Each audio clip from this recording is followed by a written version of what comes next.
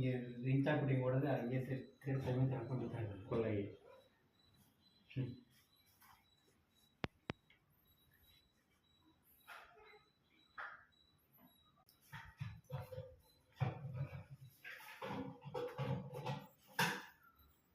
Tea ಕೊಟ್ಟಿದ್ಯಾ ಅಂತ ಕೇಳಕ್ಕೆ.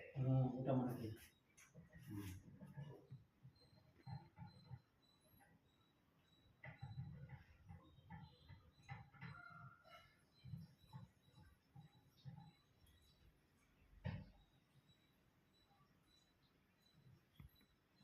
ಯಶವಂತಪುರ ಹೋಗಿ ಏನು ಸ್ವಲ್ಪ ಹಣ್ಣು ಹೂವು ಎಲ್ಲ ತಗೊಂಡ್ಬರ್ತಾರಂತವ್ರು.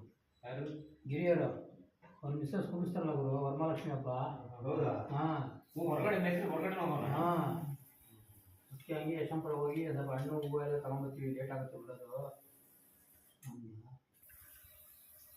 ಸ್ಪೆಂಡಲ್ ಆಗುತ್ತೆ ಅಂದ್ರೆ ಅದೇ ಇದು ಪೈಪ್ ಪಕ್ಕ ಬರ್ತೀವಲ್ಲ ಅವಾಗ ಹಂಗೆ ಡ್ರಿಂಕ್ ತಂದ್ಬಿಟ್ಟು ಸ್ಪಿಂಡಲ್ ಸ್ವಲ್ಪ ಟೈಟ್ ಮಾಡೋದು ಸಾಕು.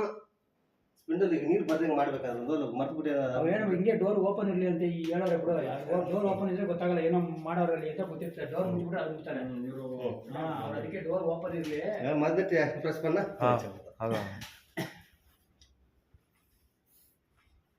ಆಯ್ತಾ.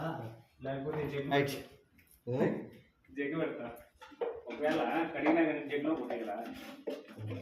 ಹಂಗೆ ಜಗ್ಗಿ ಕೊಡಷ್ಟೇ. அது அம்மா நீங்க ரெடி பண்ணி இருக்கு அப்பா வேலைக்காரங்க வருவாங்க. நமக்கு வேற சொல்லுங்க.